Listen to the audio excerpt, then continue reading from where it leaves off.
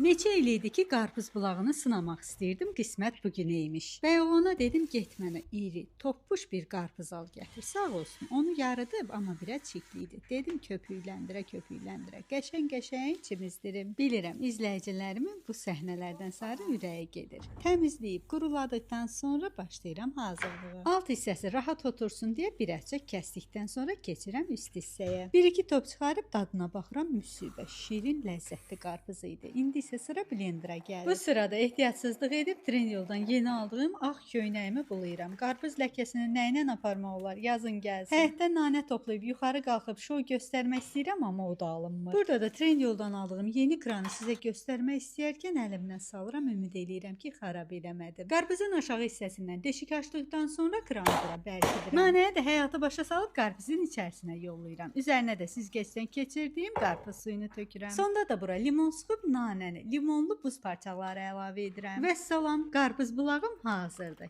Gəlin indi sınayım görüm dadı yaxşıdır yoxsa yox. Öz aramızda mənim yaman xoşuma gəldi.